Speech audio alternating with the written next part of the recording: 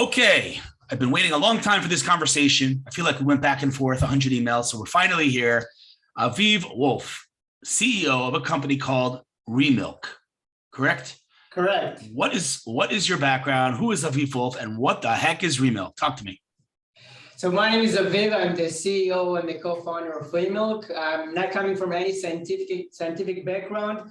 I've been working in a few different startup companies for the last few years. I'm vegetarian myself and find the food tech industry a very exciting one, and one with a huge potential to really change what we are eating and what we are doing in this planet. And Remilk is all about changing the food system, is about replacing the traditional animal-based production system, which are currently utilizing animals and specifically cows to make dairy and dairy products. And we are producing a chemically identical version of the cow's protein, essentially enabling the formulation of the entire scope of dairy applications from cheeses, yogurt, and ice cream.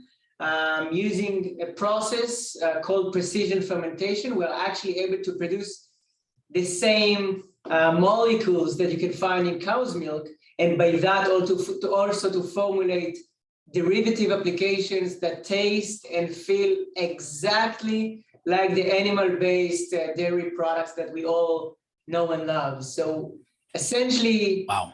Yeah, so it's a big vision. Essentially, we're really here to build the largest dairy company in the world. We believe that the existing animal-based production system, which are not very efficient and for sure are extremely pollutive and disruptive for our planet, and we're here to change that. And so we're not building a niche vegan brand for a small group of people. We're here to offer something which is better than cows.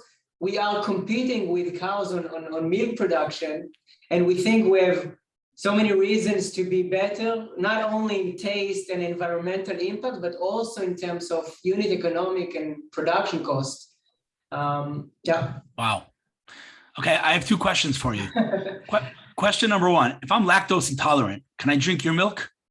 Yes, no problem for lactose intolerance. And this is because unlike the cow and unlike the traditional dairy industry, which is actually getting the final product from the cow's udder, which contains also lactose, cholesterol, growth hormones, antibiotic, we are building milk bottom up. And we have the chance to really decide what's going into our dairy product and what doesn't. And so we've been mapping the different ingredients in milk for the last few years, understanding the nutritional benefits, the upsides of each type of ingredient, coming up with the perfect, I would say, version of milk when it comes to human consumption. So we don't have lactose in our product. It's 100% lactose free. We don't have cholesterol and no growth hormones or antibiotic by any type of or mean. And so when we've been asking, nutritional experts in the dairy space, we were pretty surprised to see the reactions, because I can tell that, roughly speaking, about half of the people we've been consulting with said that milk is something not very healthy, and the other half said that milk is actually something very nutritious. And so we believe that actually both are correct in some way, and milk contains a lot of nutritious ingredients, but also contains some aspects that are not very good for human consumption. We have the opportunity, we have the privilege to take all the upsides of milk, which are the very nutritious milk proteins, the calcium, the minerals, the vitamins, but leave aside all the, I would say, problematic ingredients like lactose and cholesterol. You know what my second question is? You want to guess what my next question is? How does it taste? No, before that, I'll give you a hint. Oh, that's the $1 billion question. So So regarding for those that are watching, my question is in Judaism, we're not allowed to eat milk and meat. And the question is, can I eat meat and Remilk's milk, or is it considered dairy? So I would say this. First of all, we've yet to receive the formal, official rabbi type of certification regarding the dairy question. Our products and our production process is kosher. We are still, walking through the question of is it dairy or is it parve? We are discussing it with a few rabbis, and being backed by Tnuva as an investor and a partner, we have a lot of, I would say, we have a lot of experience evaluating this question. As of now, I can tell you that the preliminary assessment that we've been getting is that it's going to be parve, and this is because it's 100% animal free. So unlike the lab-grown meat or the cultured meat industry that we know, that it is starting actually from a living cell. So when you grow a steak in the lab, you take one cell from a cow or one cell from a chicken, and you grow it inside a bioreactor. So you can technically claim that you started from something which is a living cell. Unlike this industry, we are not taking anything from the cow. We are only copying what we like to call as the recipe of the cow on how to make milk. And this recipe is the DNA. But we're not literally taking the DNA from the cow, because the DNA of the cow is actually an open source. It's something that you can Google and find out the right sequence of DNA. We are copying it using synthetic biology. So we have a replica of the DNA or the recipe, the instruction book on how to make milk, but this is 100% animal free. And this recipe is inserted into our yeast system that grows just like a beer, a brewery.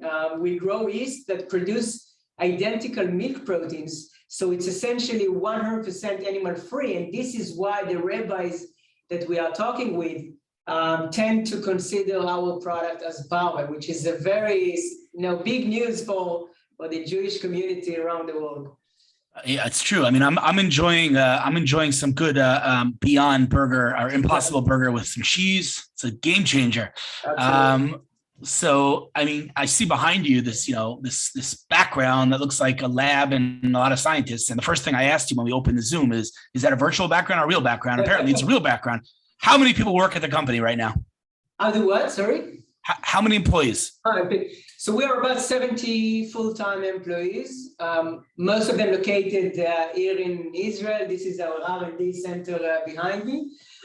We are growing very fast. We just closed a $120 million Series B that enables our growth and commercialization of our technology. We are very, very excited. I would say that after a few years of developing a very scientific process, that we can start, launching our products and see our products on the shelves using our partners. So we are actually implementing a B2B model, selling our dairy and our milk proteins to CPG and dairy companies around the world that can use our proteins and use our products to formulate the final consumer-facing applications. And so, we are very excited to take our, lab and start, feeding the world with our innovative and sustainable products. Incredible. So you mentioned Tnuva as an investor, obviously Champel Capital, was the fund that introduced us. Who else invested in? How much have you raised total? So in total, we've raised about $140 million. The last round was led by Hanako Ventures. It's one of the leading venture capitalists here in Israel, also based in New York. They led the round, and the round was participated by, I would say, numerous different investors, both financial investors and also corporate investors from the dairy and the food industries. Some of them are located in Israel. Some of the companies are located in Europe, in America.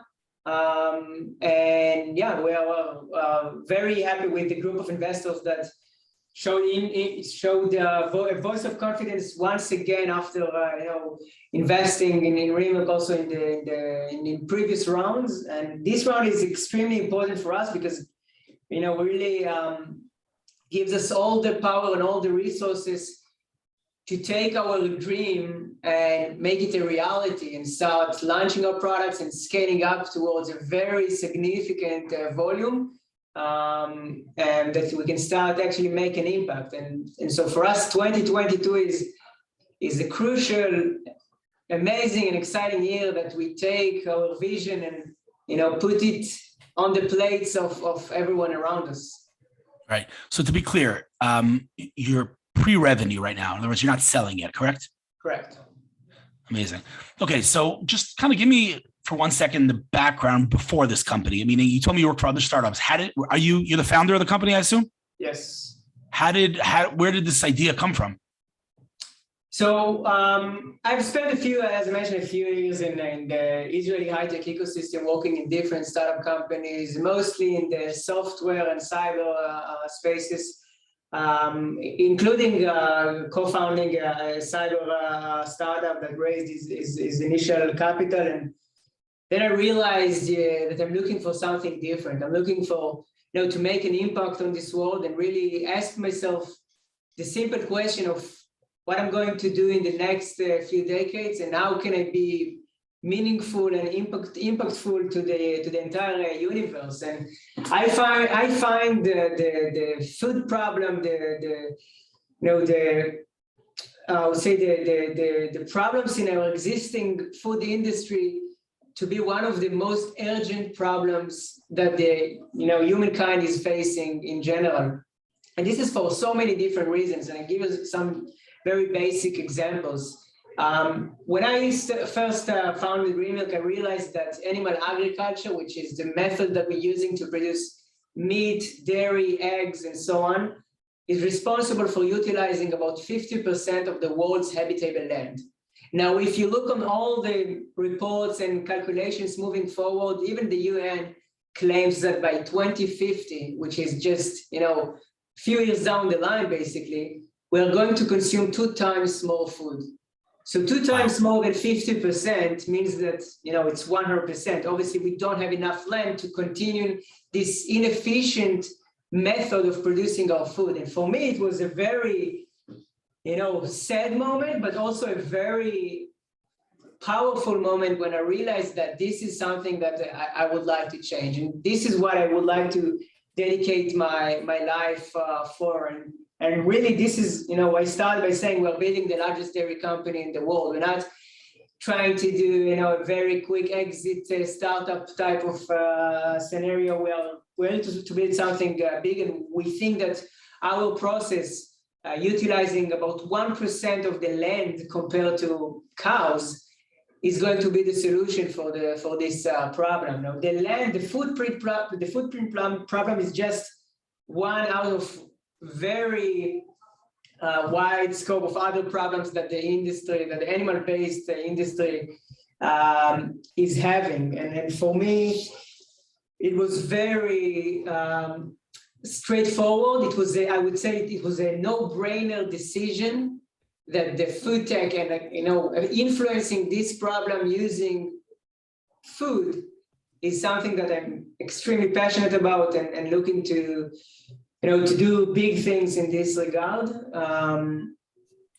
It's amazing. I was thinking if I would tell my grandparents that I'm sitting down having a hamburger with cheese and a glass of milk, they would have been like, what?